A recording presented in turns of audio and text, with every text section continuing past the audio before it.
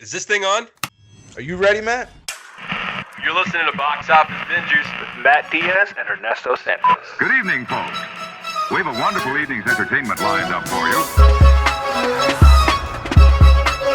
We know each other. He's a friend from work. Box Office Bingers. And the only way that I know how to do it is to find you a bloody good dump. He's my friend. I don't have friends. I got family. I can do this all day. You know, if you put your mind to it, you can accomplish anything. Hello and welcome to another episode of Box Office Bingers. Ernesto, we have a special guest onto the show, and we're going to be reviewing a movie I feel like we talked about last week, but another horror movie in our repertoire. Yes, we are. First of all, Marquise Meda, sir, thank you so much for coming on. Glad first time guest of the show. So very excited to have you on. But also, we're going to be reviewing Him, starring Marlon Wayans and Tyriq Withers, written and directed by Justin Tipping, directed Kicks, episodes of The Chai, Dear White People, and Joe versus Carol. Is that the Carol Baskin and Tiger King, Joe? The very same, yes. Okay, very interesting body of work. Is this his first feature-length film? No, it will be Kicks that came out in 2016. Will be his first feature. This would be technically his second feature film, and I mean not a bad start for at least Justin Tippin, coming from Kicks, writing and directing a few episodes in top television, and then writing a script that gets the attention of Jordan Peele, and then now it's going into theaters, which at this point is coming with very reviews. I've been hearing good things, I've been hearing bad things, but we're going to be talking about it here. But again, Marquise, thank you for joining us. It's Ernesto says nothing but great things. I have not had the pleasure of working with you. I used to be at Wesh myself, but Ernesto says nothing but great things. So welcome to the show. I'm glad you're here. Yeah, for sure. Thank you so much once again. I also didn't know that you worked for Wesh, so I guess we just didn't have that overlapping time period. But regardless, Wesh is a great time, and I'm hoping to have a great time on you guys' podcast as well. So let's really just dive into it. We're going to be diving into our spoiler review of Him. Marquise, you're a guest. We'll start with you. What were your thoughts, initial thoughts on the film? We'll kind of give like our opening statements, then we'll kind of go and talk the nitty gritty of some of the stuff here. Yeah, I think the movie visually amazing, all right? But I feel like there could have been more to the story itself. And obviously you said that we were going to be spoiling it, so I don't feel bad about saying what my thoughts are. But I wish that while watching it, we actually dove more into the actual football season. Everything that the film did encompass was prior to draft day, right? So a lot of it was just him training with Marlon Wayans, going to take the mantle of QB number one, becoming him, and you didn't really see him on the field as far as a line defense is concerned or anything like that. So that's what I was hoping to see. Like that's my biggest gripe about the film. But I think overall that Tyriq Withers and Marlon Wayans acted the hell out of their roles. I just wanted more football in the film itself. All right, so what about you? I have to say, I really enjoyed the first two acts. I feel like the build up to it, and I agree with you, Marquise. I think some of the cinematography is just visually just really stunning. Like a lot of leading lines, just purposeful cinematography. Just kind of how all the shots were positioned, and I just like I thought it was a standout for Marlon Wayans. Like just to see him in something so different. I mean, we're talking about Smokey from Scary Movie, or the brother, or I mean, thinking about him from White Chicks, like, and you just think about all these comedic, iconic roles that he's just globally known for, and to see him in something like this was kind of shocking, like, and almost refreshing. I feel for him because, like, at this stage in his career, like, I didn't expect anything like this from his performance, and just kind of how he was able to play both sides, like really pulling him in the beginning and like making him feel welcome and loved, and then like slowly turning into like this tyrant that as he's trying to train him to be him and be the next goat and be the next one.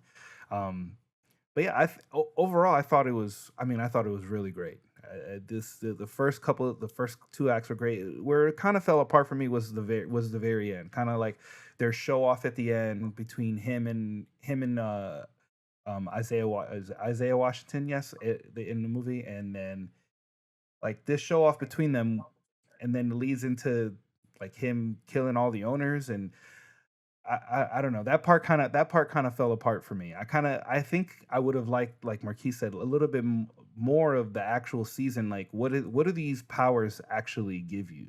Like, we saw a little bit of it when at the end when he's kind of like taking them out. You know, he threw the sword and like accurate precision, just like little stuff like that. But I think we would have liked to have seen it, like the powers really work within him, and maybe almost instead of the film being about his build up to being him, maybe it is about like the first act is and second act is like him being him, but then the third act is like him like coming to terms of what that actually means, like you were saying, Marquise, and through the season, and maybe the very end is like now that he's been him, like either him passing the mantle or like trying to disrupt this system. Basically, what the third act was kind of do, like kind of disrupt the cycle of like becoming the next goat. I like that a Yeah, lot. yeah. There's a yeah. I think in to you guys' point, the first two acts really great. Last act didn't hold up for me.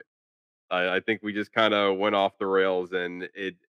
I feel like we were trying to go for a message here. It just didn't land. What that message was, I don't know. Trying to go in against the system, like it just really fell apart here.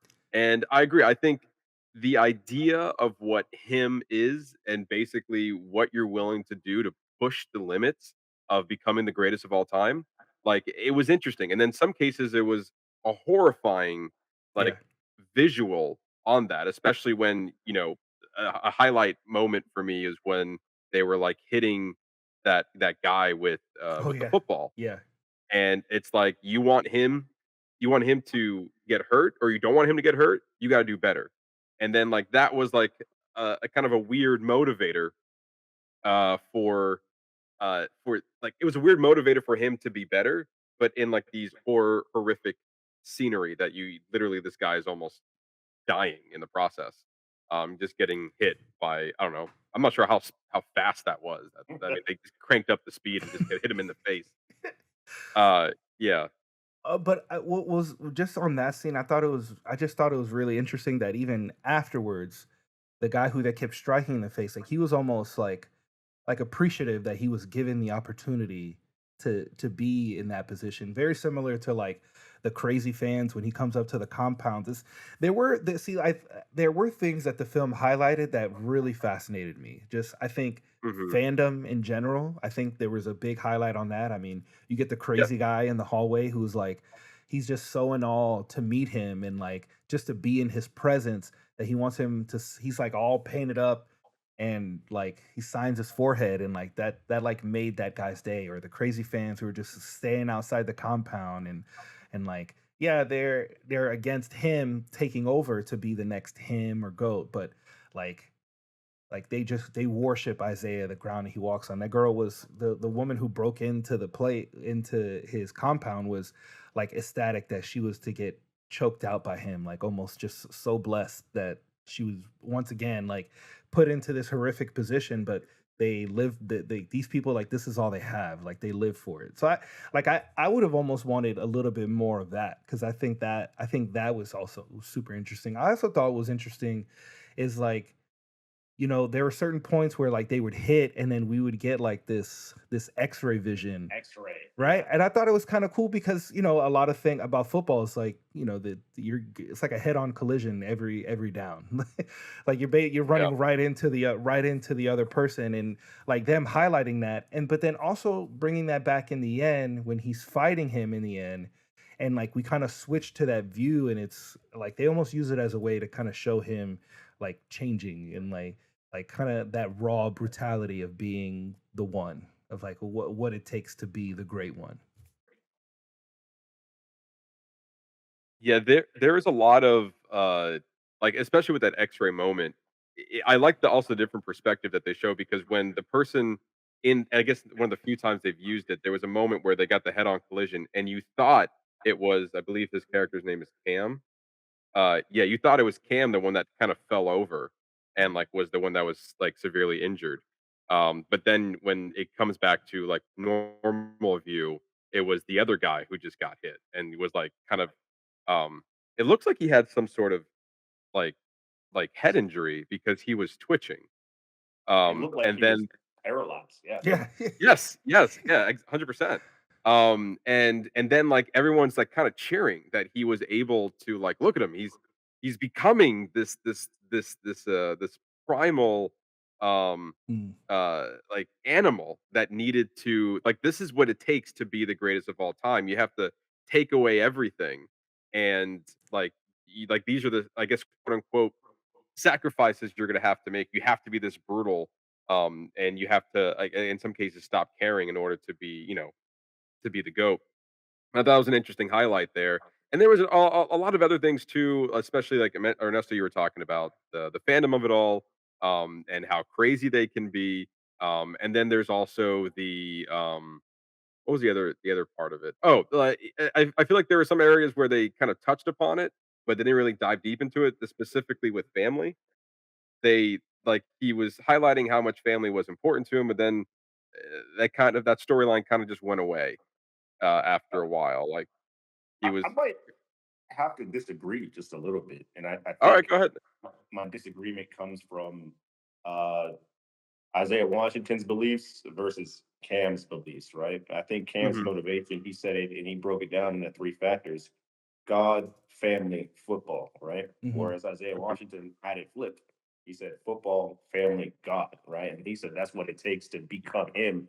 You have to put football above all of these other things, like football above your family, your own humanity, your religious beliefs.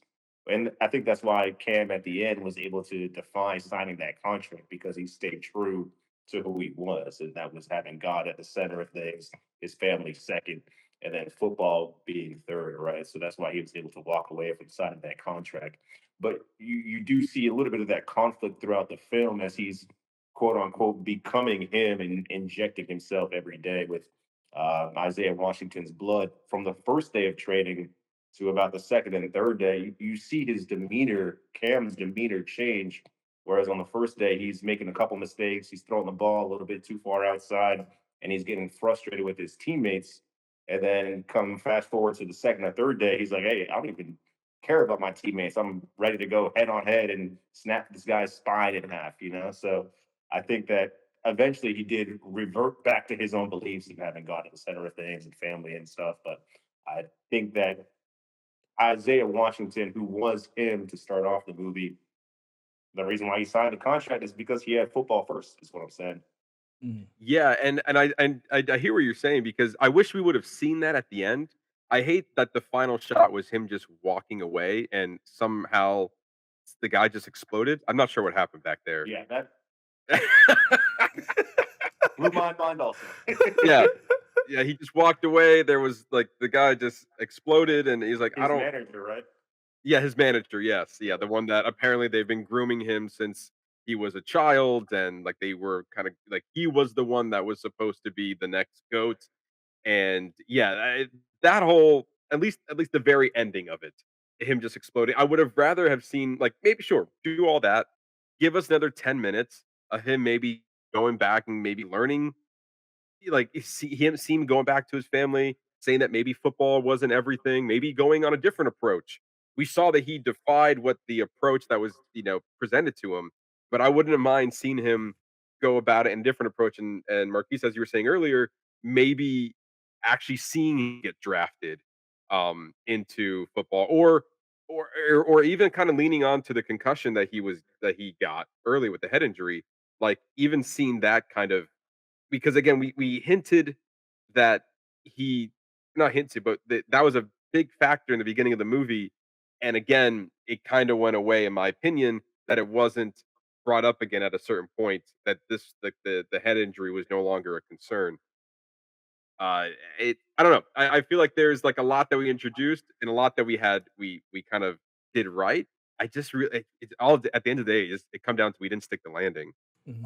on like to bring this whole thing together and kind of seeing like even like again you were saying I would have been interested to see him or even take a dark turn if the film wanted to go this route of him becoming the goat and then seeing his progression uh like in the NFL career and seeing what he's doing and I'm not sure what Marlon Wayans would have done but to see that there can only be one face of the franchise and have this blood passed down from generation to generation. I am curious though if Marlon Wayans did win, like what does that mean for him? Was he taking Cam's blood I to think be youthful? I thought that's what he said They because he kind was of like, hinted at it right? during the Yeah. scene where they went off to not the gun range, but they went off to shoot targets, like right, just to like relax and build that camaraderie. I think that Isaiah Washington made that bet. He's like, hey, if you miss, I can take your youth. So it would have been interesting to see what that bet actually meant. Does he take the years that Cam had left in his life? I don't Mm. know. Right. Yeah, I would assume that that would be the case, like, he still has a couple years left as being the GOAT, but by taking more or less the talents and the youth of what Cam had to offer. But then they went down to this battle royale fist fight in order to be the greatest, and then I guess it would have been that if Cam, accepted everything and if he did sign the contract, it would have been I guess he would just keep injecting himself with the blood and then go out and be the next head quarterback of the Saviors, I'm assuming? Yeah, because then what is he? I'm assuming if at that point he would have killed Cam and like just taken all his blood, and then like that would have been like him literally taking his youth. I mean, we're already in this like demonic space of where like weird and crazy shit's happening. So I mean, it's not outside the realm of possibility that he would have just killed him and just extracted all his blood out and then injecting himself with Cam's blood to literally make himself younger. What about the reverse? What if Cam did sign the contract? Like, will you just be taking Isaiah's blood the whole time to to be great? Probably, I would assume like he becomes part of the process now. I And do just think part of that the would have been. machine? I do think that would have been interesting though, like to have it, like even if we had went the same route and then he kills Isaiah, but in the end, instead of him like coming to terms with his humanity and like trying to be a better person, whereas he goes the other route and like falls in, and that almost would like almost like a more of a horror ending of like him of like falling into the evil thing and like being like act like ultimately falling into this thing and thinking that you're better than this thing to not pursue it. You know what I mean? Yeah, I Now, agree. Marquise, I have a question for you because you watch football, right? You're this is like your Yes. space. So, like, how do you feel watching this movie as a commentary just on football and football culture? I did want to bring this up because I think that's typically when a quarterback gets drafted, they don't necessarily take the mantle of starting quarterback right away, right? They'll go through the preseason, they'll get mentored by whoever the previous starting quarterback was. And then maybe week 6, week 7, we put him out there, we give him those reps. And then by the end of the season, he becomes the quarterback, right? Or maybe halfway through the season, unless your team is complete garbage. But the Sabres weren't garbage. I feel like they were just coming off of a Super Bowl win with Isaiah Washington. Hmm. So them just pivoting to a rookie quarterback would be like, what are you guys doing? Like, give him time to be mentored and be molded. And that's what I was really hoping to see is like some actual NFL games. And with that, I do want to add that I think that we're used to a format of movies when it showcases the hero's journey, like the hero has to fail at some point in the film. I don't Hmm. really think that Cam did fail at any point in the film. Yeah, he was attacked in the beginning, but that wasn't a failure on him. That was just a surprise sneak attack, right? But if you actually gave this film the opportunity to look at an NFL season, look at Cam actually lose some games, and then he has to actually take Isaiah Washington's blood to become better or something like that, Hmm. the end when he defines everything will be a little bit greater because you saw him rise from the depths of failure. Mhm. Do you think when he going with along the hero's journey, do you think that when he, I don't know, kinda fell into temptation of, like, partying with the women, was that a sense of to me, that was like he was turning a leaf because he was looking to leave, and then he got basically seduced into coming along, and then you had Marlon Wayans being like, "Did you sleep with any of these women?" And then he had like basically a gun pointing at him, and then he's like, "Nah, it's all right." And then they did something else afterward that I forgot. But do you think that was either a low point for him or a turning point for him along this hero's journey? Because this is around the halfway mark where that probably would have happened. I mean, it could have been a low point for him, but it didn't really feel like a low point to the audience, right? Because there was no Mhm. repercussions from quote unquote temptation. As watching the film, it didn't look like he slept with anybody. It looked like Mhm. Right.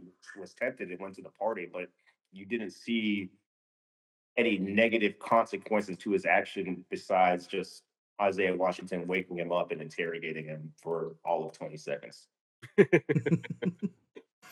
Uh, Fair point. I do think even the structure of the movie was interesting. I don't think the days and then having the days have labels on it, at least in my opinion, didn't do much. I was writing them down as the movie was going on. You had day one, which was fun, then poise, then leadership, then resilience, then vision, then sacrifice. Do you think those were necessary in the movie? Do you think that that helped carry this narrative at all? I think it once again probably would have like carried more weight if these weren't necessarily days, but they were sequences that happened over the course of the season. And Mhm. then you could get more Mm, into what poise actually means for an NFL season, not just for one practice, right? Then you can get into what sacrifice means in regards to not only an NFL season, but in regard to who you are as a person. And I think the sacrifice was essentially the owner saying, "Hey, if you don't sign the contract, I'm going to kill your family." Right? Yeah. right. It would have carried more weight to me if we got more interaction with his family throughout the film. I know it Yes. started with him as a young kid, but let's say he did run away from the compound or something like that, and then we got to see him embrace his family before going back to the compound Mm. at the end when or towards the end when the owner says, "Hey, I'm gonna kill your family," it would have carried a little bit more weight to me. Ooh, almost like so in that scene where he sneaks off and calls his mom on her birthday, like instead of like what if he had given him a day off like for Yeah. training? Like you get this one Yep. day, you go see your mom, but you I need you back here the next day. And he could word it as some kind of test or whatever the case may Yeah. be. But then that would have been a really great inflection point for him. We got it a little bit while he was on the phone, but it wasn't as I feel like it would have been more impactful if that had been like an in-person thing of like spending family time on a birthday, like a time of the year that means something a lot to them. So I agree with you. I agree with you. And we could even dive deeper on that. Let's say he did get that time to see his family, but let's say he fell into temptation on that family visit, and then that Yeah. affected him practicing, or that affected Ooh, him in a game. Now you see that your decisions and your actions carry weight. yeah, Like we got a phone call that didn't really have too much weight to it, in my opinion. yeah, I agree. Yeah, the only thing that really happened after that was that he got in trouble, and then I'm assuming the nutritionist, the guy who was basically giving him the blood, and some sort of some meds, was kinda like, "Hey, just be careful, you should." Yeah. That was the only repercussion because like, Isaiah never caught him on the phone, it was that guy, Yep. and that was about it. But to your point, I think actually seeing the family after a couple of days of him going through this training process, to see, like, even the family comments like, "Hey, are you okay? You got some bruises? Everything's going all right over there?" Showing the family concern and bringing them back into the fold would have been great to see. Then when him going back to the combine or the compound, then we would have been, yeah, to your point, we would have been able to see, like, maybe some of the pitfalls that he might have had by visiting his family, or putting the pressure on Cam to be like, "Hey, like, you want your family to be safe." Maybe that's when the turn is. It's like, "Do you want your family to be safe? You really gotta, step it up. You can't be doing this." To your point, I really would have liked to see him in the season in an NFL season, because even Marlon Wayans, this could have been his transition year. They just kept saying that he was going to retire, and like to have maybe one season where he is kind of bringing him up so that maybe the next year he would have retired and then this guy would have been it. But I don't think that was obviously the story they were trying to tell because it looks like it was like he's gonna retire or he's got 4 more years. I don't know. But like it was really hard to tell exactly what that meant if Isaiah did like I guess kill Cam in that scenario.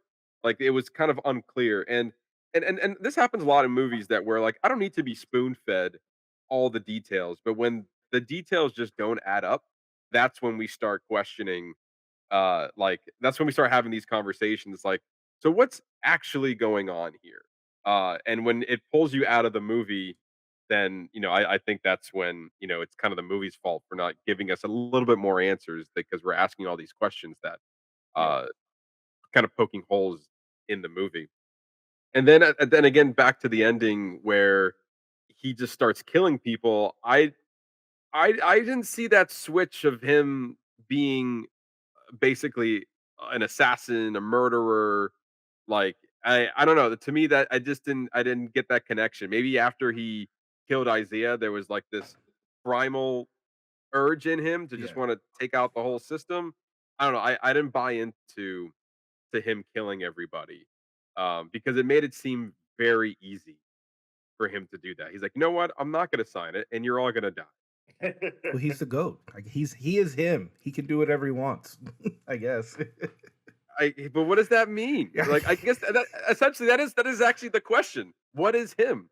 Is him what is him? Like, what does that mean to you? I'd say to me, being him is I'm one of those ones, like I'm not to be messed with. I've overcame the obstacles on my journey, and like in a football sense, whether that's, we were down in the fourth quarter, we went on a 2 minute run and somehow came back, ended up winning the game. It's like I'm beating my chest. I feel like Tarzan, King of the Jungle. Mm. I'm him and I've arrived. Mhm. Ernesto, what about you? I mean, got the same thing. Like you just like if that person's on the field, like or if that person's in the game, guaranteed that they're gonna win. Or it's like you're gonna have to try incredibly hard to try to even get close to beating this person because of their high skill level and their dedication to their craft and their game. Do you think that now do you think that Cam is still him? And what I'm just trying to figure out like in this scenario which we did not get to see, what is next? Like he took down the system, but what does that mean? I In mean, the he has a lot of bodies to explain for sure. Yeah. But he is him, so nobody cares. I don't know. I mean, that's a great question because we get to Yeah. this ultimate point of like he does become him, and then he breaks the system down. But then, what does that mean? And then what is that? And then what does that mean as far as like a commentary on just like sports culture and like football culture? Like, Yeah. what was the purpose of them wanting to portray like being him? Like, what? Why? I guess is my question. There was an interesting go ahead, Marcus. I think everybody plays sports to be the best, right? Like Yeah. if that's not your goal, you should lace up your cleats. Like I think every time you step onto the field, the basketball court, if you're playing any team or individual sport, you want to surpass your peers, like, and bring out the best that you can be as well. There was a point in the beginning of the movie where he did get the head injury. They stitched him up, and I think he was sitting in the doctor's office, and they told him he's like I think the doctor said as a doctor I can't advise you to go back and play football. And then he turns and says, "But what as a like?" But he said, "But as a fan, like this is your recommendation as a doctor, but what's your recommendation as a fan?" And to me, I thought that was one hell of a line and to honestly to kick off the movie as well because that honestly that one line got me really invested because what yeah as like those are two different things you have like the two different mindsets like as a well-being hey, you shouldn't do this this could really further your injury more so than it already is. However, you seem to be really good at what you're doing. And as a fan, I would love to see you continue that to my expense where you might get hurt. But that's okay because I was entertained. Like, I feel like there's something to be said there of like the limits they're willing to go through as a form of an athlete, and then as a and then viewing that as a fan. Like we see people get injured on the field all the time, when we watch NFL and we don't want to see anyone get injured. But at the same time, they're doing it for multiple reasons. But I just found that was just an interesting aspect that the film very early on presented, and then even to the point later in the film, how you are viewed amongst other people is, I think, that was part of the vision portion of it, because he was working with, I guess, one of the people in there, and like part of the game is also, uh being a public figure. So there, he was doing photo shoots. That was part of the training, and he was going to parties, kind of selling yourself, because that's also part of it. And I like that, because sometimes when you're an athlete, it that doesn't get highlighted a lot, when you just think about the game, but there's more to that. If you want to be the goat, you have to be, you know, you have to be available, and kind of be the face, and that's more than just what you do on the field. And as like, I guess, because you're at the point your contenders are like a celebrity, at that point. And then what sacrifices are you making as a whole, of your whole lifestyle, of the pressures of on the field and then off as well. You're never taking a break, basically. And I think that was an interesting point to highlight in the film. I agree. I think the "what about as a fan" line, as you mentioned, that was a bar. I was like, okay. I was like locked in my seat. I was like, all right, let's go. Like I was ready to see what comes after that, because we, I mean, when somebody gets injured and they're not a professional athlete, like there's no, I got to get back to work as soon as possible, like Right. unless you really need the money. But as a professional athlete, it's different because you don't necessarily play sports for the paycheck. You play for the roar of the crowd, the notoriety that comes with it, of scoring, of being the best. So I think that was a cool line right there. But I think I want to go back to what you were saying initially, that the first two acts of the film, they were built and written so well.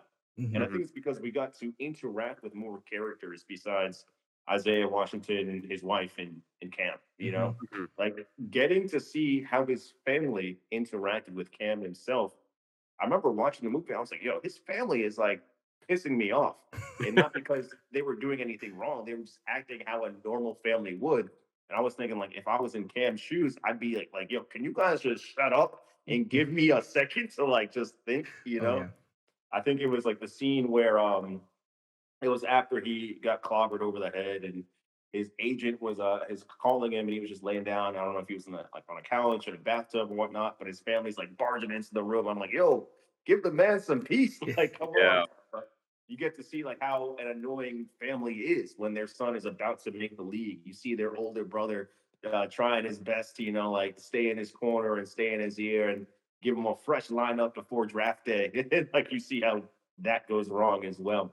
But I do think that the first two acts of the film, we got more character interactions, Hmm. Hmm. and I thought that was good. I just wanted to see a little bit more of that. Yeah, I agree with you 100%. I think I think he was ready to do an interview, and like everybody, he's in like the makeup chair, and like everybody's surrounding him, like, you got to do this, you got to do that, you got to do that, or how do you think? What do you think? What do you think? What do you think?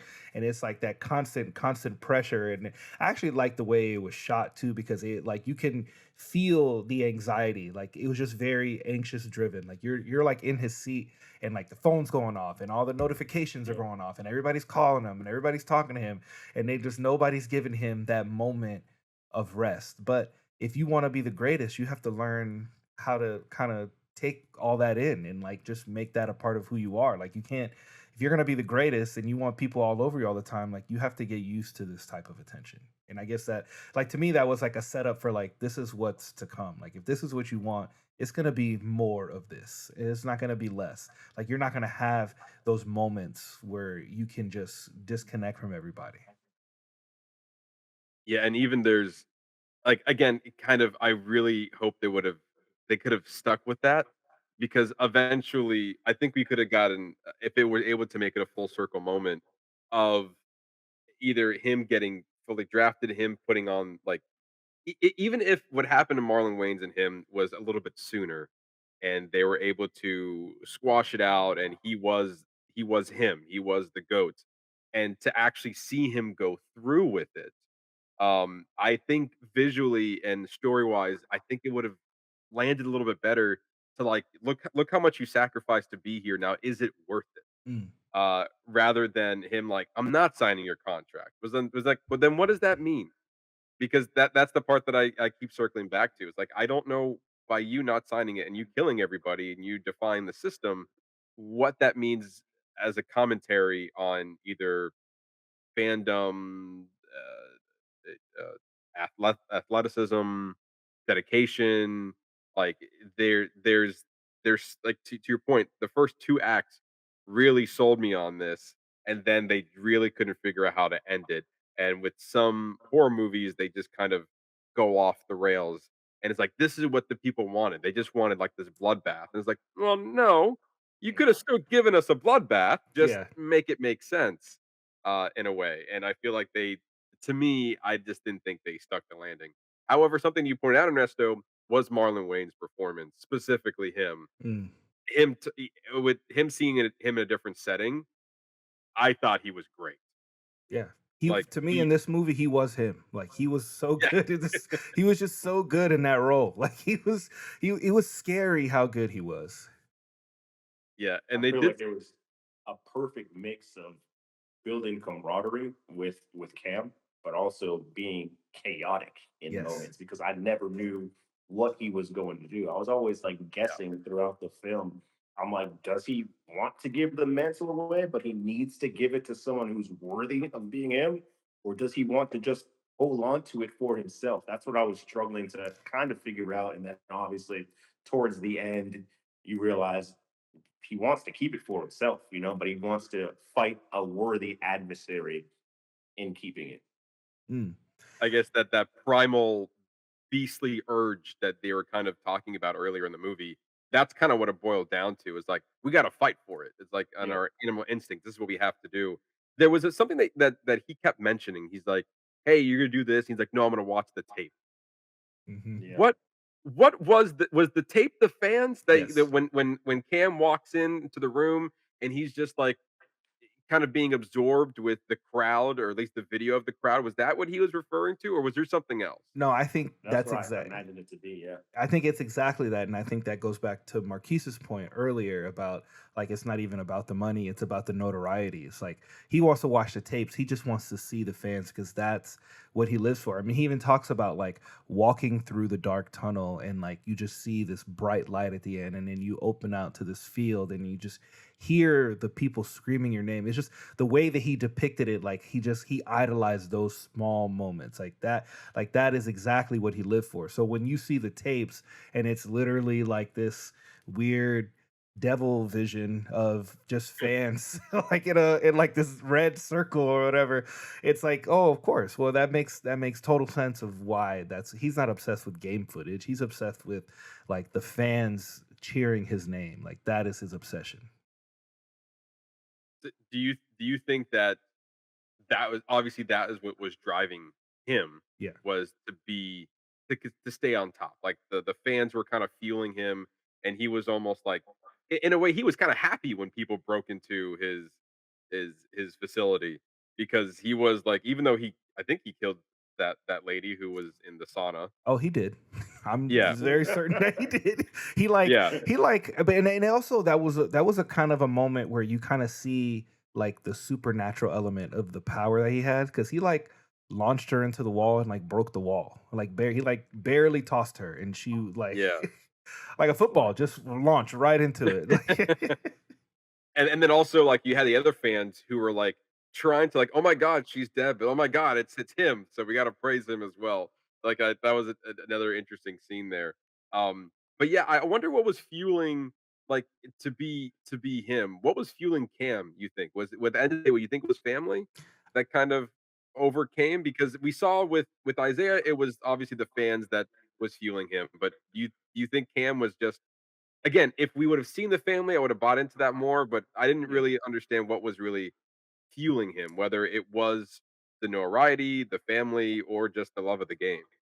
I think it was his family, right? Because he mentioned that his family had sacrificed so much for him to be in the position that he was in.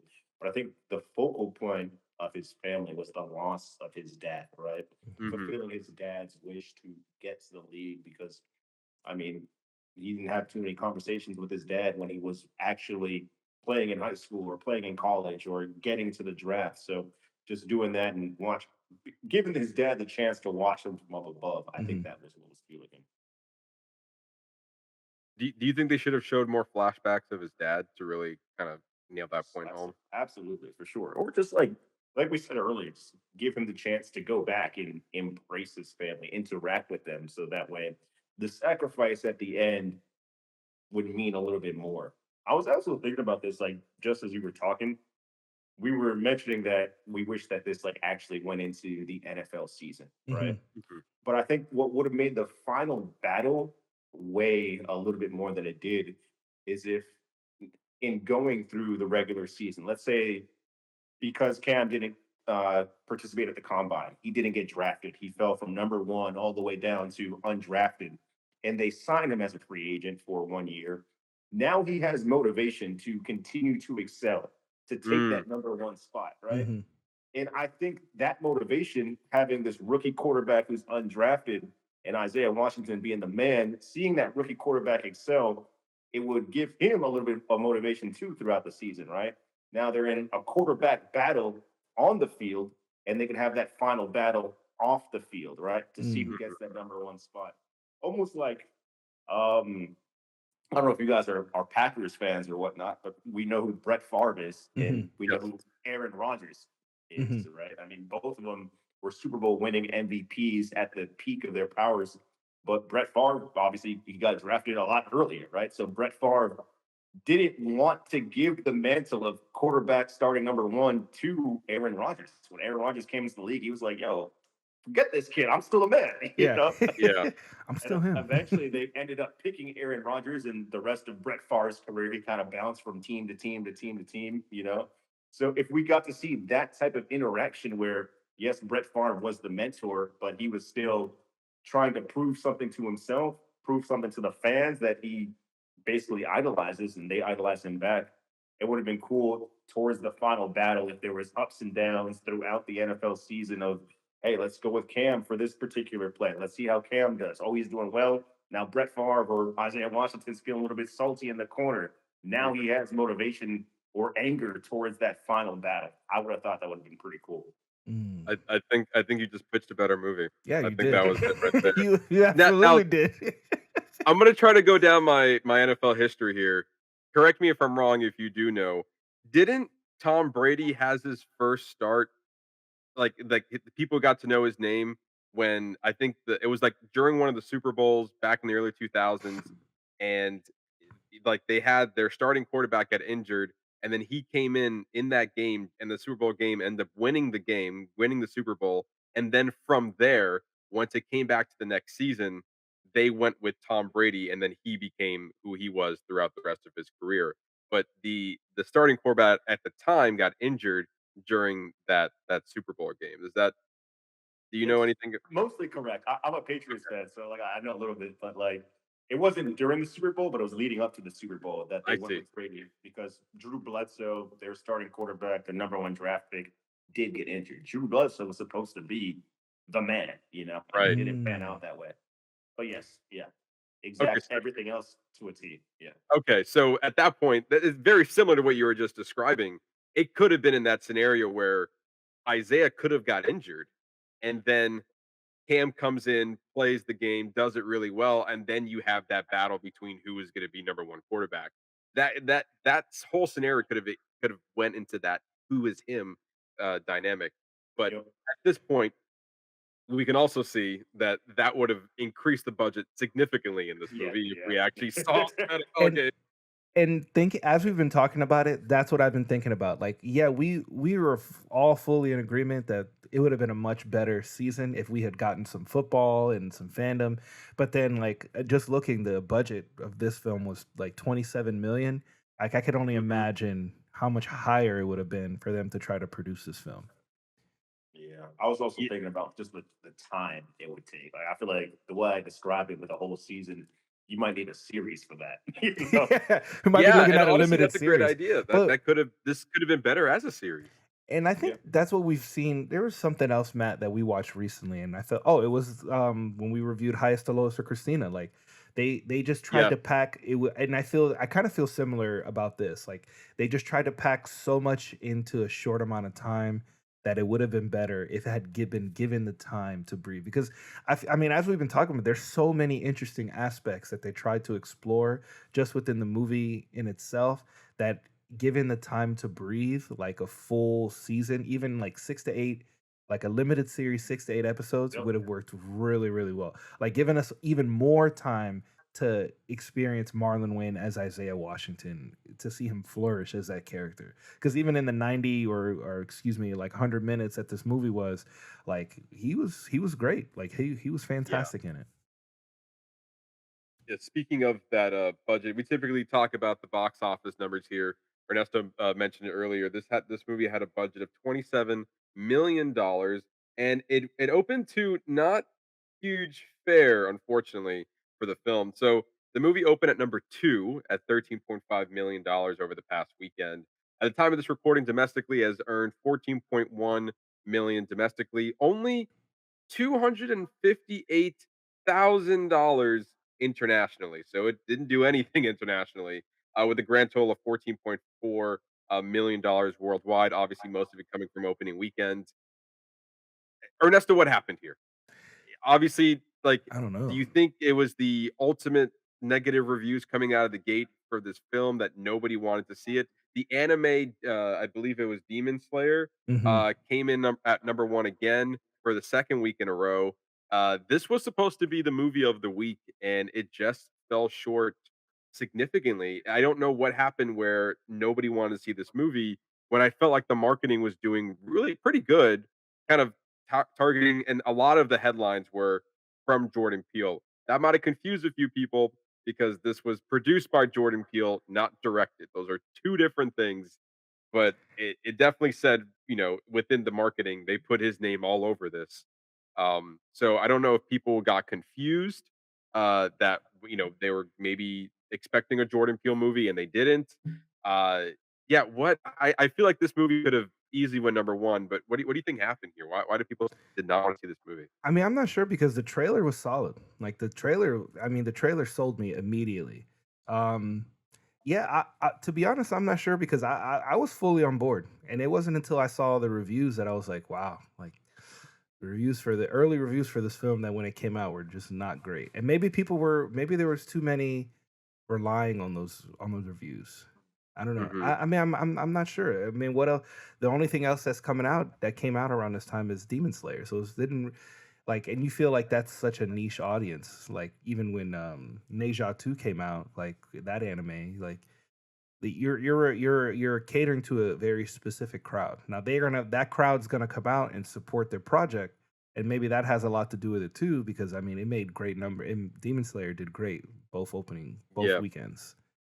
especially with this being a horror film, I feel like horror has been having one hell of a year this year, especially with Sinners and Weapons.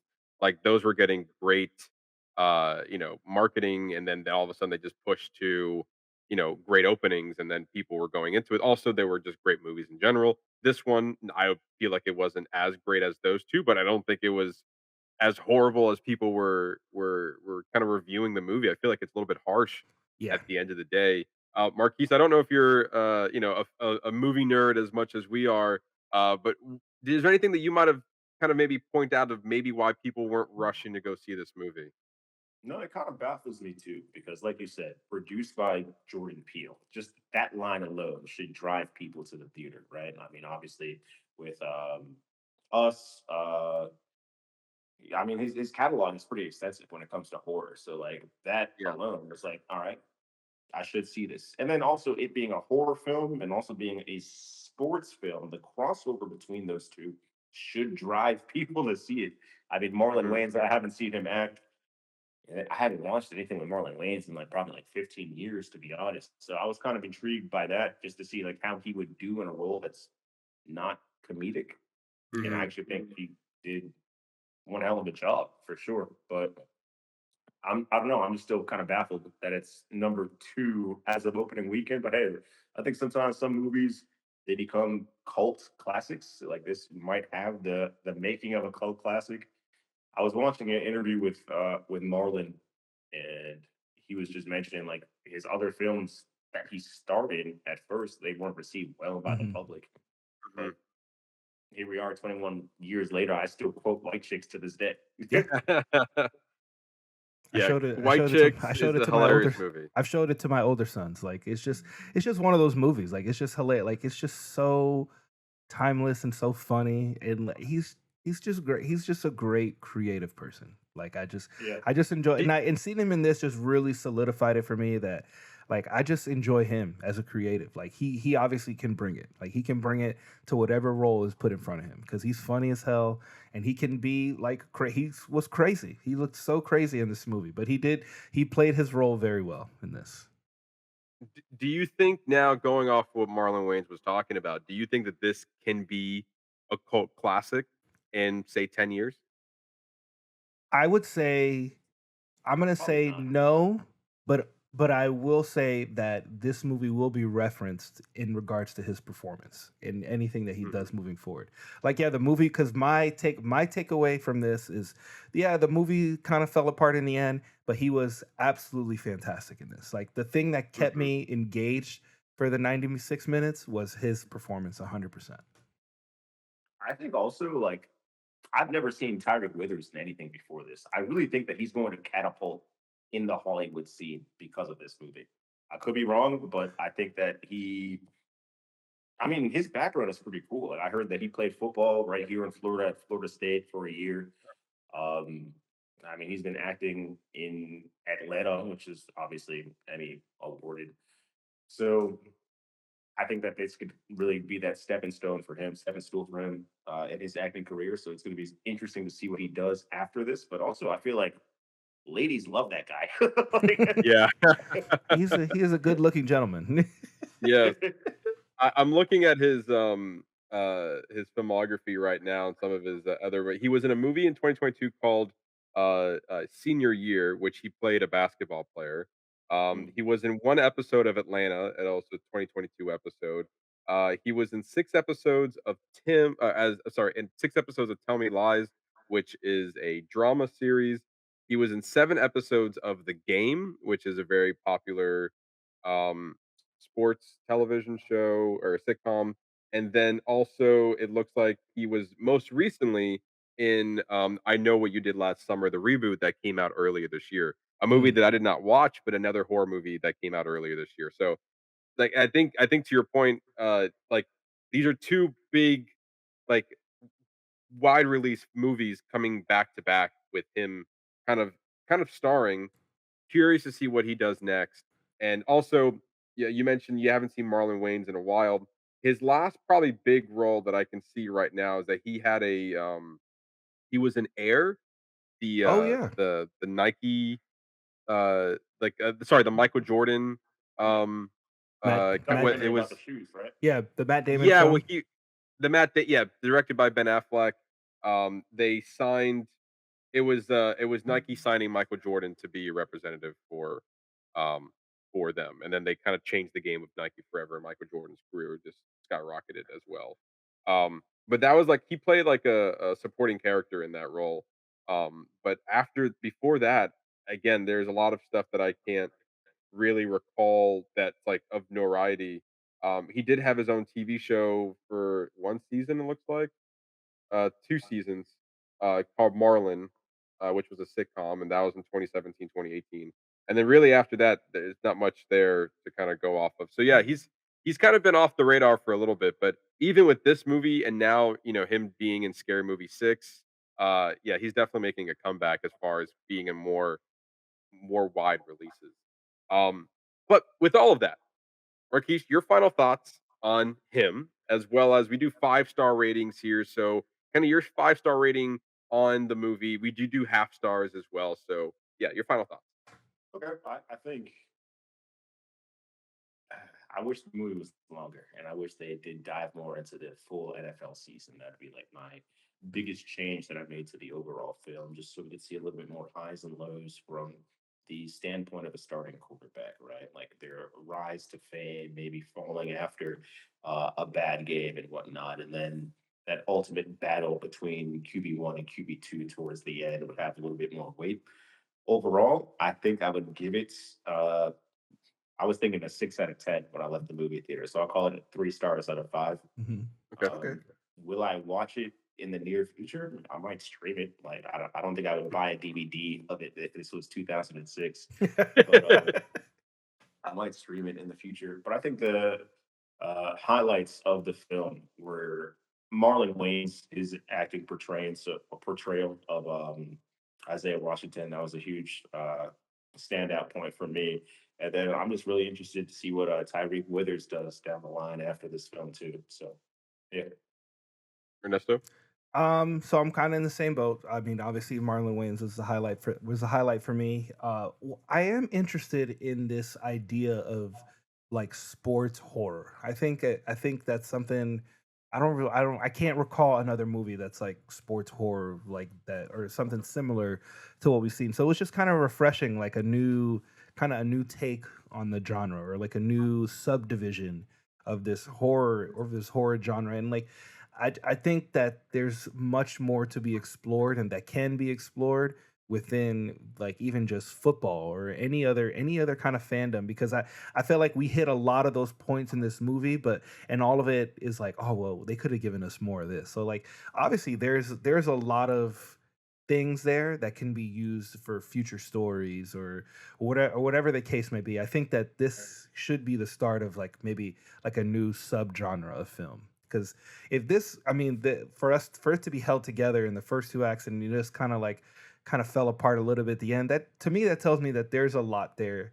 that maybe we Hmm. just need another creative at the mantle, or maybe a little bit of a more reworking of the story. I mean, even the stuff that we just talked about today, I was like, that would have made the movie 100 times more interesting. So it just tells. I just feel like there's more there to the sports culture that can be explored through this lens of horror. It fascinated me. That's all. Um, but yeah, I'm in the same boat. 3 out of 5.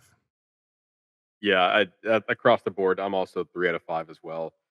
I feel like this movie, to your point, Ernesto, had the potential of being something more fascinating than what it was. And we explored a lot of great ideas that we've talked about already, especially with fandom and pushing yourself to limits, what it takes to be the goat, like the sacrifices one makes, like all that sounds like a recipe for a great film. It just at the end of the day, it just didn't stick the landing. It kind of lost a little bit of what the message was trying to be, and then it kinda just pulled me out of the movie. I was like, What are we doing now?" Like, honestly, once he got out of the tunnel and he just sees all these people, like, sign the contract, and he's like, "No," and then, "I'm gonna kill everybody." That's honestly that it was that moment. I was on board up until that moment, Yeah. and it just, like, to me, it sucked because you're invested into the story that they gave you for the first hour and 15 minutes, and it's really the last 15 minutes of this movie where you're just like, What? okay, okay, this is how we're ending it. All right, all right. But yeah, ultimately, again, Marlon Wayans, one hell of a performance from him. I do agree with you as well of like having this sports subgenre of sports and horror, something fascinating there.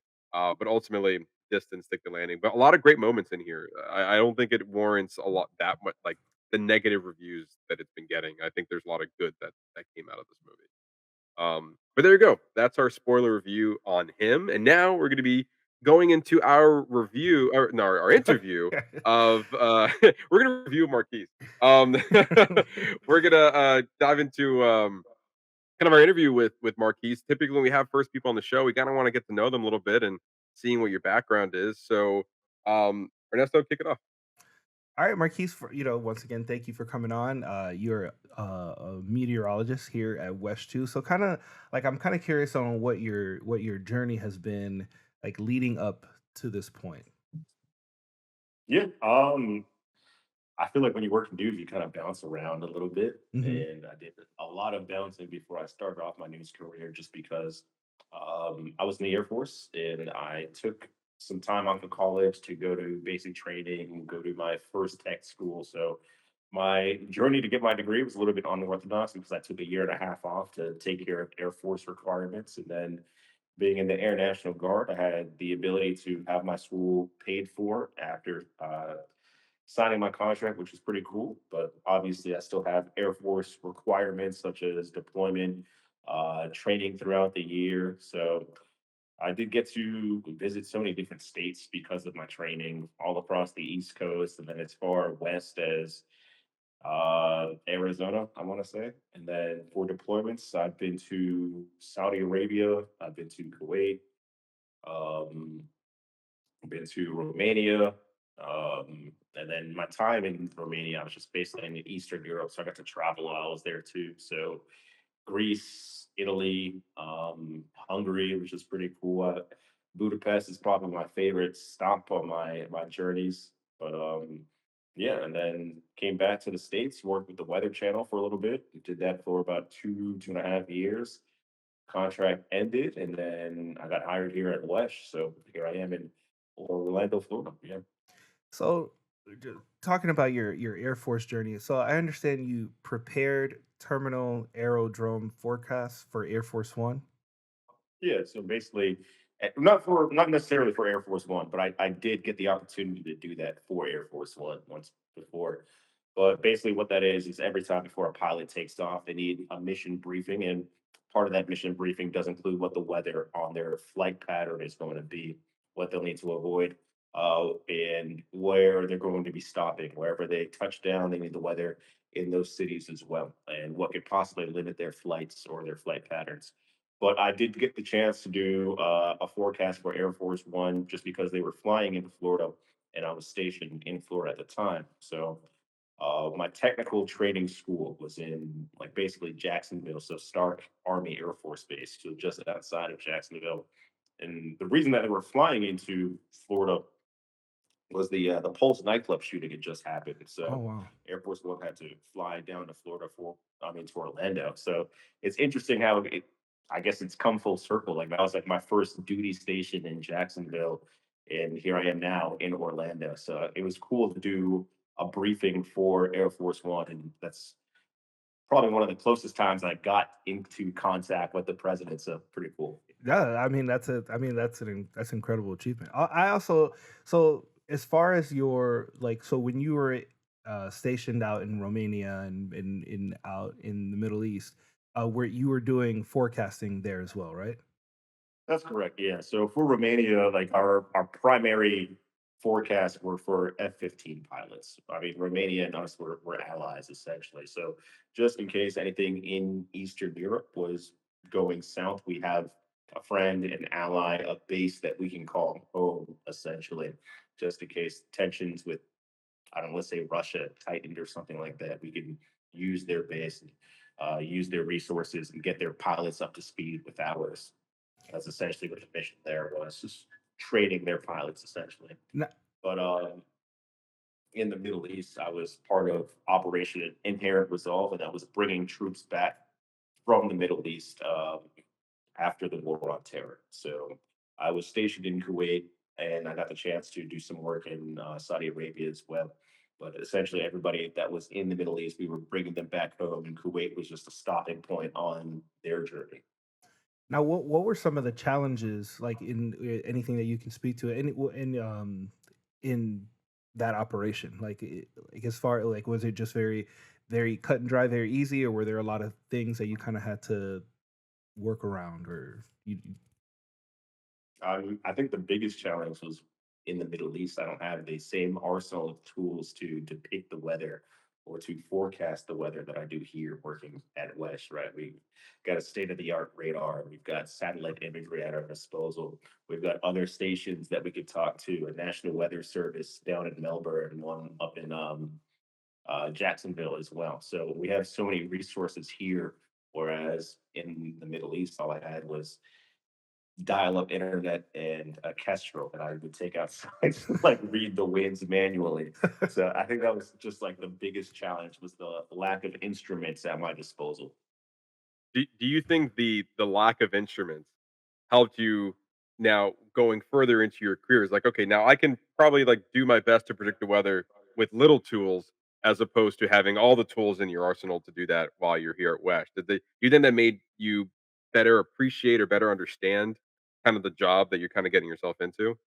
Oh yeah, 1000%. I think that if you can forecast for a group of pilots that, I mean, essentially, if you mess up on a forecast there, like someone's life is in danger. You know, Mhm. if you send a pilot flying straight into a sandstorm, a thunderstorm, or whatnot. So we have to be very meticulous in what you're doing, even though we do have less resources at our disposal to create forecasts.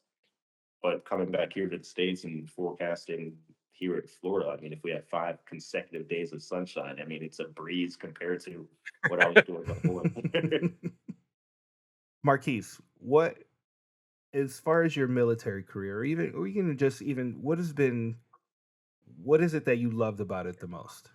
As far as your military career and your current meteorology career? Like what got you going to work every day? Like what is it that you enjoyed the most about it? I think with my military career, I think I just love the people the most. People ask, like, would you ever go back in? And I'm like, definitely not. But I do miss a lot of the friends that I've made. It's a brotherhood at the end of the day because when times are bad, you guys are going through those bad times together. So, it's almost like, I mean, internet buzzword here, like trauma bonding with Hey, your it's boys. real. So yeah, I think it's just the people that I miss the most from my military career and some of the places that I got to travel to also, like because they were deployments, like I want to just travel to Romania. Like I'd probably pick, I don't know, Spain or France if I'm going to Europe. But seeing parts of the world that I wasn't necessarily forced to go see. I could have said no to my deployment, but I would have never have thought Eastern Europe to be my destination to go to if I just had to pick a vacation myself. So traveling for free, getting to experience different cultures, that was huge. And doing so with like really cool people. Like I got the chance to go to Dracula's castle when I was in Romania. I Wow. stepped foot on some of like the uh, most beautiful beaches I've ever seen across the Black Sea. I've seen like the salt baths in Budapest. I feel like movies have those all the time too. So had I not been in the Air Force, I wouldn't have had those experiences. So just being able to travel and the people, I'd say, are the biggest things that I've enjoyed about my Air Force career. But back here on the civilian side and broadcast meteorology, I think being a voice of reason, a trusted voice of reason, when we do have natural disasters taking place, whether it's severe thunderstorms, a tornado outbreak, or even active hurricanes, being a voice that people could listen to and trust, and that guiding light during times of darkness, I think that's it's a pretty powerful feeling. Yeah. Why meteorology?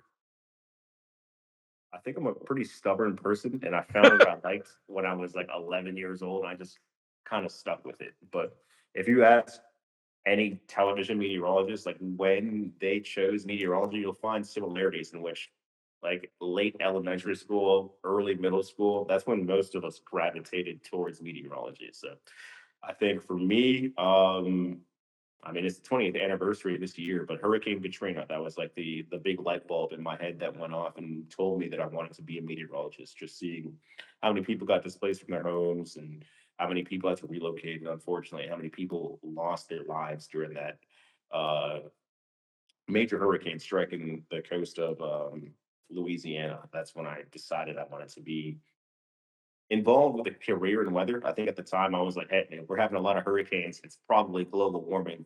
Let me invent something that stops global warming, like me at the ripe age of 11. Obviously, I haven't done that yet, but I can still help people out when times are pretty bad, weather Still working speaking. on it. Still working on Still working on it. it. Oh, what would you say that because like you mentioned earlier, your love for meteorology, and then typically when you hear that and the career that people go down, like you go to meteorology school, get a degree, start working at news stations, start working at different areas. But as far as your military, like was that always part of the plan, or was that something that kind of came in a little bit later and you found a way to kind of merge the two together? Mhm. No, I think it was always part of the plan for me. If I wasn't a meteorologist, I probably would like to be a pilot. Mm, And in our field, you see so much crossover. It's so Yeah. funny. But the man whose job, or the man who had my position at West before, he's a pilot, right? And that's what Mhm. he yeah. does pretty much full time right now, Alex Alisi. And then our weekend morning meteorologist, Eric Burris, like he has his pilot's license as well. So it's funny just coming into this, like having aspirations of getting mine and just having conversations with people who already have theirs, who have the career that I have. You see that crossover. So the Air Force just made so much sense for me. And I think, I mean, probably like right around high school, as I'm figuring out like what I wanted to do, it like post high school, I knew I wanted to be a meteorologist, but I kind of made the decision to either do ROTC or like enlist in the Air Force and use those credits to transfer to a university of my choosing. I kind of did it the opposite way around. I went to school first, and then enlisted after my freshman year in the National Guard. We used those credits and also the GI to be able to pay for my education. So it's worked out. But I want to say that like it's honestly like being in the Air Force, it feels like being in one of the best fraternities you could ever Mm. be. It's opened so many doors in my life. And I think the most prominent one, when you work in news, I mean, you guys know, but maybe your audience doesn't. Like, if you're an on-air personality, what you send out to different stations in order to get your job or maybe get an interview is your reel, right? So for your first job, unless you had a TV program at your college or your university, you're not going to have unless you get an internship. Mhm. And I think what allowed me to get my first internship was literally like having Air Force experience on my resume. I got the chance to intern in New York, and if you're not familiar, like TV markets there based on population density or how many eyes watch a given station or a given channel per night.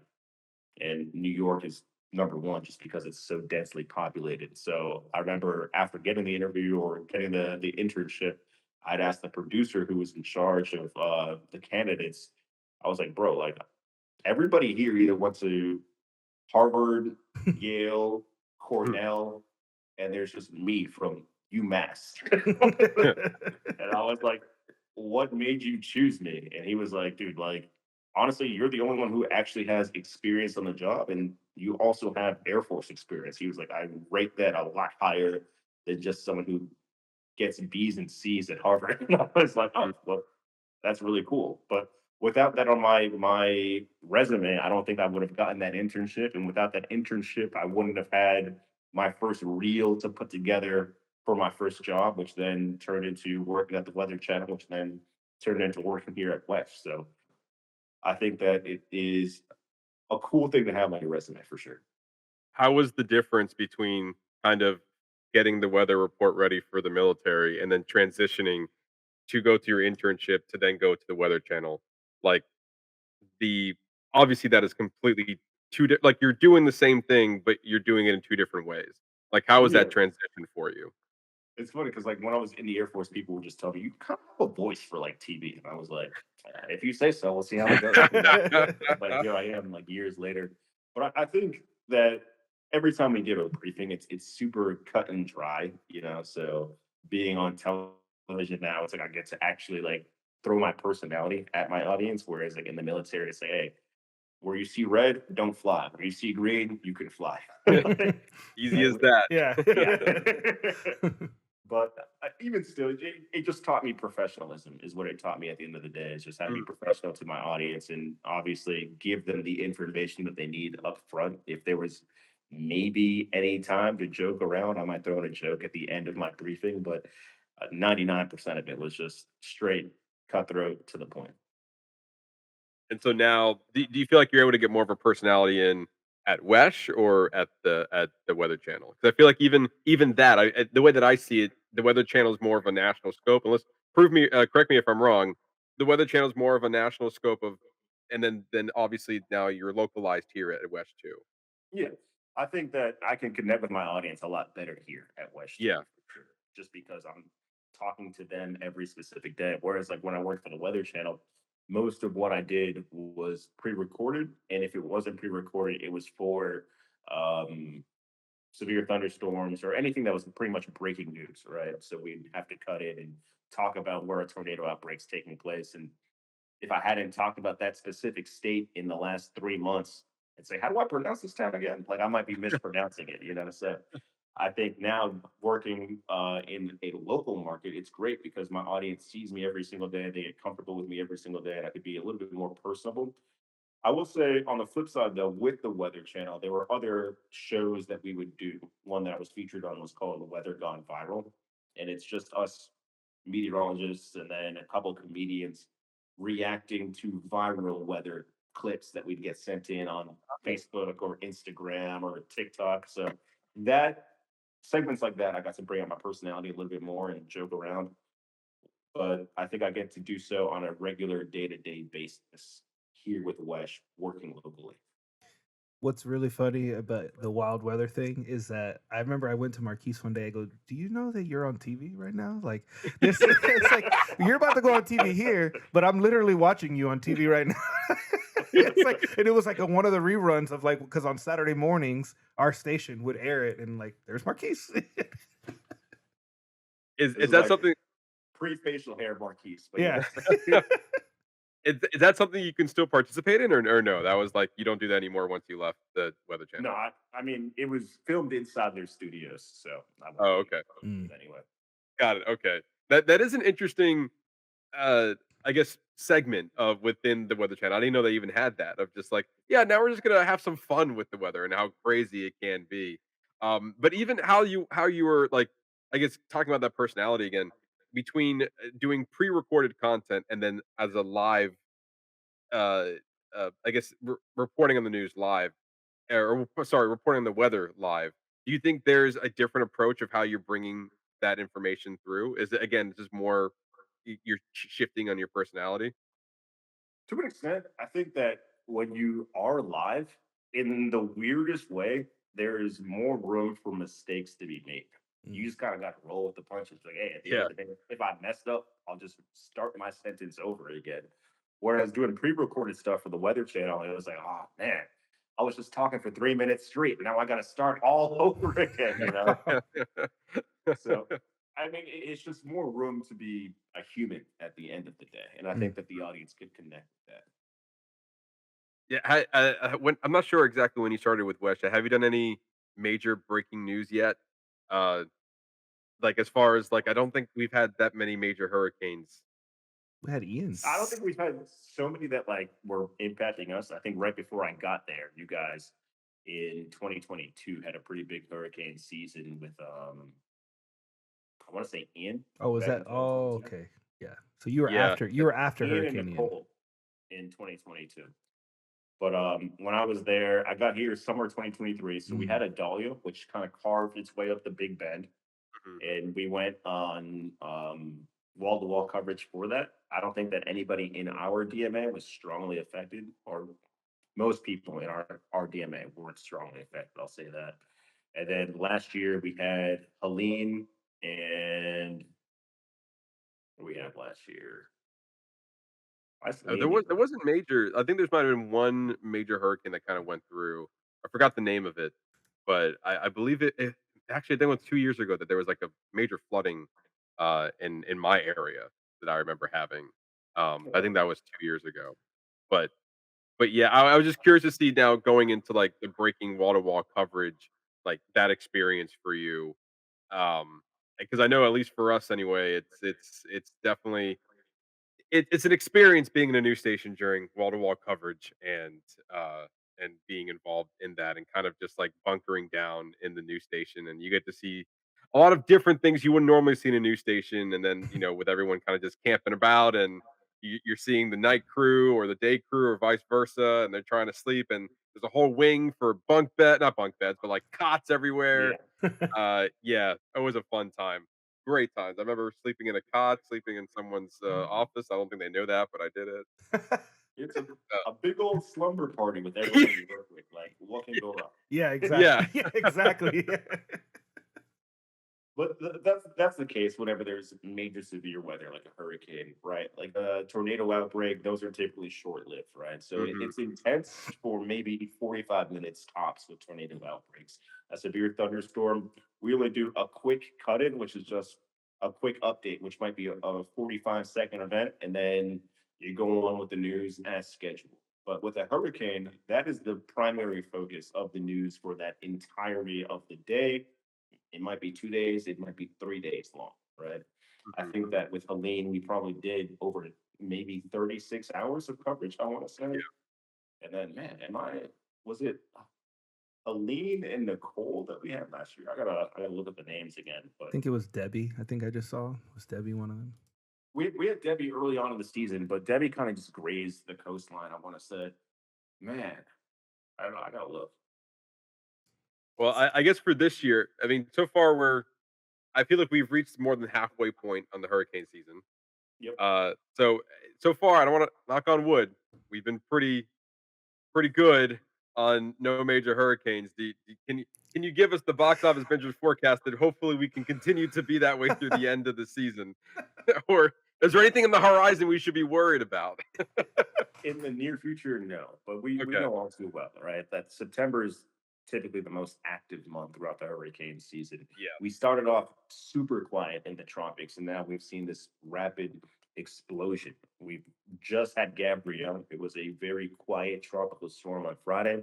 Over the course of the weekend and into today, it grew into a category 4 hurricane, right? So that just Mm, shows that atmospherically speaking, the ingredients are there to take any cluster of showers and storms and rapidly intensify them, like throwing gas on I don't know, a burning stove. Mm.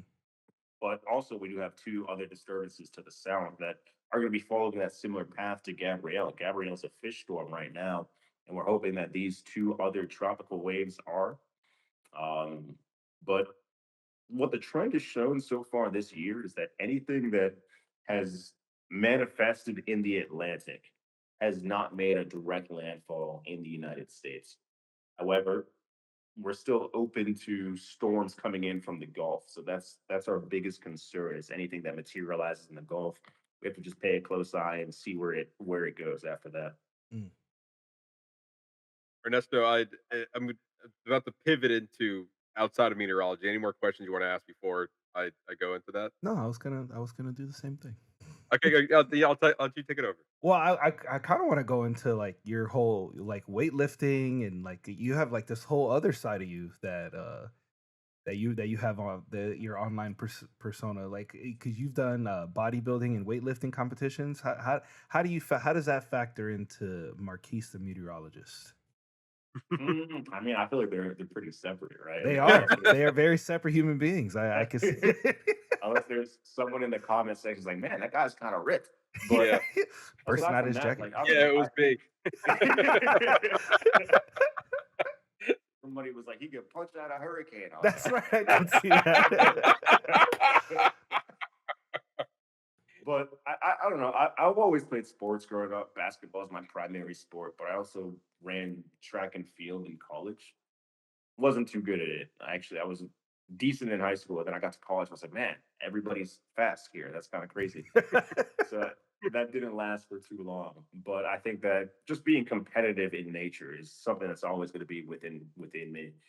And growing up, I don't know. I don't think we had cable growing up, so I just like wake up, do 100 push-ups, 100 sit-ups, and like that was fun to me. And then just training for sports in high school, like that training aspect of getting in the weight room was super fun. I just wanted to see how much stronger I can get, how much faster I can run, how much higher I can jump. So that was the training back in high school and then in college. But after I stopped running track and I joined the Air Force, I was like, I still love working out. I love being in the gym. And then it took me some time, but I didn't do my first show until I was 26, 27, I want to say. So I did a men's physique natural show. I competed as an amateur and then I won. And then the following show was like a pro show. So I got my pro card in like amateur bodybuilding. Hmm. And I don't know. I feel like I like suffered from having like success early because now I'm like, if I do another show and I don't win, It's gonna be like a step down, you know. So I It haven't done a show since then, but I think my schedule is just a little bit different now. Like yeah. when I worked at the Weather Channel, I just worked Monday through Friday, so it was like very consistent. I can just work out before work, work out after work, and be in the gym 5 days a week. And it was super fun. But now my schedule is like a little bit different, just because I'm a weekend meteorologist here at Wesh. Still a great time, but I have to fill in a lot throughout the week. So if our morning meteorologist takes off, sometimes I fill in for her. If our evening meteorologist takes off, sometimes I fill in for him. And because of that, it's like I don't think I'm as consistent in the gym as I once was. Mm. So we'll see. Maybe like I'll find that groove coming up and do a show in the future. But for right now, I don't foresee myself doing any shows this year. No. Can you repeat what was the first show you did? And then can you explain what that entails? Yeah, we don't know. Yeah. Yeah, we know nothing about that. That's a So I mean, the name of the organization or the federation that I did the show for was called the Supernatural Bodybuilding Federation. So the SNBF, and you basically just have to, throughout the course of your training, get drug tested to make sure you're not doing any steroids, peptides, any performance enhancing drugs. So Mhm. I had to pee in a cup quite frequently. hmm, But I mean, there are people that do like IFBB pro shows, like so the International Bodybuilding Federation. Um, they do take steroids, so they're just kind of trying to max out their fullest potential. Whereas me, it's like I just like lifting, and I like lifting good, and hopefully there's a result at the end of the day. All right, so we were talking about the difference between natural bodybuilding shows and shows where you can use performance enhancement drugs. And I competed in a natural show as an amateur and won the amateur division. And then from that, went on to compete as a pro, quote unquote, and won that too. So it was a fun week for me in which I got to be on stage multiple times and win a couple trophies. But I think after that, like the itch is no longer there for me Mm. to compete. I mean, it might come back in the future, but I don't know. It was kind of a side quest just to be like, hey, like I would hate to wake up one day and be 50 and like say like, hey, why didn't you ever try to push your body as far as you could and actually compete in a show? So now that that side quest or side mission is done, I think I just have other missions in life. Mm. well, Oh, it's kind of cool you got to at least kind of experience that. I think it's kind of like, what was this about? And some people don't even try. Yeah. Like some people have that itch to do something, and then they're like, "Yeah, you know what? I really always want to do this, but it's just not on the cards for me." And it takes a lot of courage to, especially doing what you're doing, to kind of just go out there and kind of represent yourself, and just like, I want to see what this is all about in this world. And do you think that kind of like doing this experience again? We're kind of a novice and not really knowing exactly that what type of work that entails and exactly what you're being judged upon or what they're actually looking for. But I guess overall in the experience, do you think actually getting to do it and kind of scratching that itch allow you to get something out of it, and then and then also move that toward other parts of what you want to do in your life No, or career? 1000% for sure. I think the biggest thing for me is that I just know that anything I put my mind to, I am capable of accomplishing. Right. I think after that, I was like, hey, you know what I want to do? I wanted to get my real estate license, and I just did it because I was like, if I can do a bodybuilding show, I can study for a real estate exam, you know. And like I apply that principle in so many different aspects of my life now, just because like during a bodybuilding show, like I love going to the gym, but I also love food, you know. mm. So going out with my friends and like going to a restaurant and be like, oh man, that looks great on the menu, must be nice, you Yeah. know. Yeah. So I think just having that discipline and making that momentary sacrifice over time becomes dozens of sacrifices over the course of you being on prep for a bodybuilding show. And if I can have the discipline in that aspect of my life, I can apply it to so many different other facets. I think it goes without saying. Do you think making those sacrifices was worth it? Obviously, you won the competition, but is there like some self pride into like kind of seeing it through? Oh, absolutely. Yeah, for sure. Absolutely. Just being able to walking on stage is honestly the best feeling, like the high of highs. And we were talking about him earlier, and like we mentioned Isaiah Washington, hearing that roar of the crowd, Mhm. you get to experience that when you're on a bodybuilding show. You're nailing poses, and the crowd is oohing and hawing, and then they call your name for a trophy, for an award, and it feels good to hear your name being called and you being presented with something. So definitely.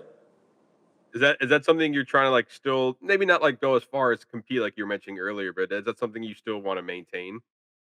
Oh yeah. Yeah. I don't think. I mean, I still go to the gym probably like 4 or 5 times a week, right? So I don't want to look at old photos of myself and be like, yeah, I wish I still looked like that. I just want to look at myself in the mirror and be proud of what I see, Yeah. right? And there's going to come a point in time in my life where I have a significant other and I'm married and I have kids, and I'm not going to be able to do the things that I'm able to do right now. Like, I think when you do have kids, you have a lot less free time. You got to Yeah. pour all of your water into their cup right now. Mhm. Mm. So while I'm still living by myself, I'm just trying to maximize life to the fullest. Yeah, which I mean, I guess it seemed like everything that we've been asking as far as, like, your military background, your meteorology background, and then now all of a sudden not all of a sudden, but, like, learning about your weightlifting background, like, all of that, it just seems like 3 chapters in your life that it just kind of culminated to one. It's kind of an interesting how all of that has come together, and then that's who we are as humans at the end of the day. Yeah. And then you're kind of focusing on the next chapter. But with that, we have a few more questions to ask as we're kind of wrapping everything up here. Any advice that you have to give people who are either looking into the military or looking to be a meteorologist, or even want a career and start doing some weightlifting? Any advice you want to give to anybody on any of those things, all of it? So yeah, I think the advice would be different for each different aspect of my life that I've gotten to experience. But if you're looking to have a career in the military, I'd say research exactly what you want to do. Oftentimes, recruiters will be like, "Hey, these are the jobs we have available for the moment."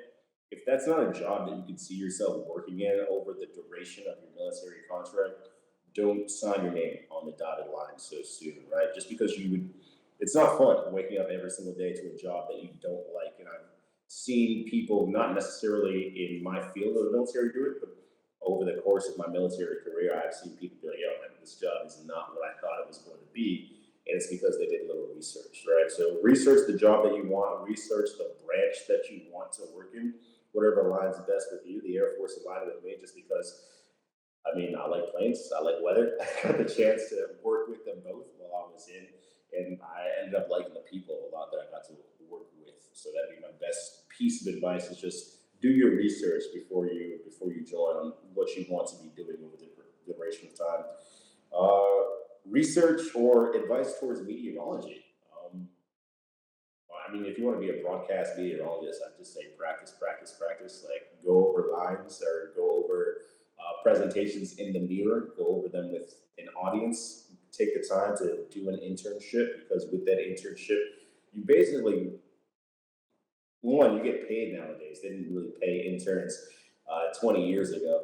And then on top of that, not only are you getting paid, but your camera equipment is expensive, right? So if Hmm. you wanted to put a reel together on your own, like, you're paying for hours upon hours of not only like lighting, but also production, directing, and I got to do that free with my internship and get my reel out to where it needed to go.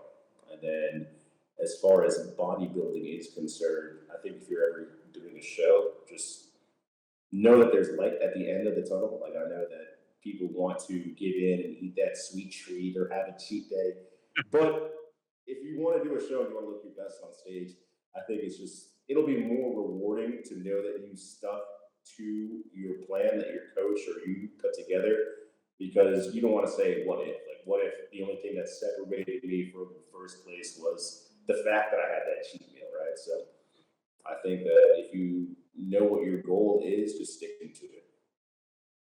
Kind of bringing it back full circle for the movie that we reviewed earlier. Were there anything that you can probably relate to some of, like, the sacrifices that maybe Cam was making? Maybe not to the extremes of the film, but what he was able to do or what he was trying to do in that film compared to what you were doing as, like, as a bodybuilder. I think the comparison between bodybuilding and being a professional athlete, we were talking about the movie and we're doing the review. there is a bit of an overlap, right? Because you have an audience that watches you when you're on stage and you're hitting poses, or if you're throwing touchdowns for that matter, playing football. But what a lot of people don't get the opportunity to see is everything that happens behind the scenes leading up to you being on stage, or you getting ready for game day, right? All the practices that you have, the weightlifting. I mean, football players weightlift just as often as bodybuilders sometimes in the season. So the blood, the sweat, the tears. I mean, we saw him then going on those long runs in the hot summer sun and throwing up, vomiting, and questioning why am I doing this? And then obviously when game time happens or when you're on stage, that's your why. It's that feeling of um, walking out on top, right, and pushing your body to its ultimate limit to see what the results are going to be. Mm. And so as again we wrap it up, we do have one final question for you, and Ernesto, I'll have you ask the final question. Mark, as we ask all of our first time guests when they come on the show, what is your favorite movie? Oh, that's a good question. I have an answer. I know already. It's funny because I think my favorite movies are all directed by the same person. Okay. And I think I like movies that make you think, that keep you guessing, that keep your mind working, and you think you have the right answer, and it turns out you are so far from the truth. And it's funny, but I think that a lot of Christopher Nolan movies Mm. they do that to me. It's my mind is always turning, just like gears on a clock when I'm watching his films. But the most interesting thing I find about his films is that he gives you the answer in like the first 5 minutes of the film if you're paying attention. It's not until you rewatch it that you're like, oh man, I was not even paying attention this entire time. So with that being said, my favorite movie is Interstellar from 2014, directed by Christopher Nolan. You're speaking to my heart, sir. That's one of my top three movies of all time, and I agree with you 100%. When we talk about him and who is the goat, Christopher Nolan is the goat. Like he is one of the greatest directors to ever live. I mean, the fact that he Yeah. can make a 3 hour plus movie and make you want to go back and rewatch it and still enjoy it. Like every time I go back and watch Interstellar, I love it even more. Like I love them. I think he's fantastic. I agree with you 100%. A great choice. Yeah, yeah, you're speaking our language there with Christopher Nolan. We here are very big Christopher Nolan fans. And when Ernesto and I, one of our biggest things we were able to bond on when it came to movies was Christopher Nolan and the stuff he's been able to, the stuff he's put out the last few years. Um, but yeah, good to see that we're in great company here of with Christopher Nolan. But Marquise, thank you very much for joining us onto the show. It was a pleasure to have you and kind of dive into a lot of stuff that we don't really talk about a lot on the show, sports being one of them. Yeah. And then amongst the other things in your career that we don't often bring up. So thank you for sharing with us and kind of broadening our horizons a little bit. Yeah, it's a pleasure to be here. Thank you guys. What are you guys' favorite movies Oh, he asked us the question now. Shit, I wasn't ready for that. Oh, oh shit. Matt, you go first. All right. Yeah, I know. It's not a secret. Anyone who knows me is this movie right here that's on my background. It's Back to the Future. That is the movie that made me fall in love with movies. And I've been anyone who's been keeping up. I've been on a personal journey of acquiring signatures of people who've been a part of the first film. Oh yeah. I've been doing this for a better part of almost 9 years now, and there's like over 20 something signatures on that poster. And I've been traveling around the country to see the people who are either attending conferences or conventions or meetups. I've been going to it and kind of filling out my passion for this movie, and this is the way that I express it. Talking about traveling, it's also a good way for me to see parts of the country I wouldn't wise otherwise travel to. So it's kind of like this nice personal thing that I do for myself, but for love of movie and specifically the love for that movie. This was the movie that was like, oh, I really enjoyed this. I want other. I want to feel this again. though? Yeah. So who directed this? Who started it? And then it was like just a domino effect. It's like, oh, Steven Spielberg produced this? Like his because it says Steven Spielberg presents. And I was like, what does that mean? And then that opened up the door to Jurassic Park, E.T., and then those movies, and then so on and so on, and then for the love of film.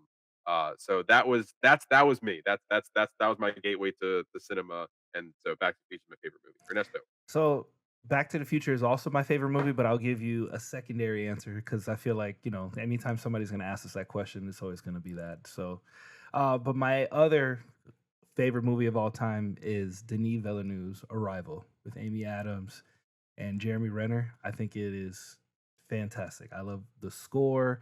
I think it's another one of those movies. Denis is another one of those directors that when he makes something, like even though it's through the lens of sci-fi, he manages to give you a human story that you can think and kind of reflect on. And to me, that movie is just beautiful. It's just a beautiful movie to watch. I fucking cry every time I watch that movie. It gets me. I mean, just Amy Adams' arc in that film, just like what if you knew the end of the story from the very beginning, and it's just kind of like this her being a linguist and just kind of tying into language and how language is tied to how we just different languages that means different styles of communication with each other and just what that means when you interpret when people talk to you. I just feel like that movie has a lot of layers and it speaks to me on a lot of different levels that I can always go back and rewatch it. I absolutely, and the score for it is absolutely beautiful. It's so good. It's funny. I think there's a common theme amongst our three movies.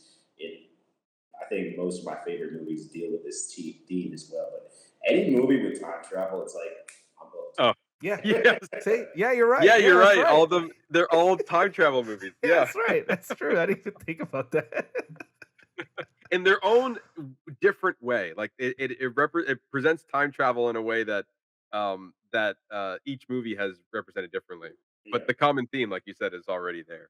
Like Um, I love science fiction movies where like they're breaking down like a very complex like concept and they're like time travel, for example, like Interstellar. They just grab whatever's on the table to like help them explain it a little bit better to the mhm. audience. I think with Interstellar, he was like, all right, so wormholes, they're pretty complex, but if I just grab this piece of paper and I just punch a hole through it, I'm like, oh, Oh, that makes sense.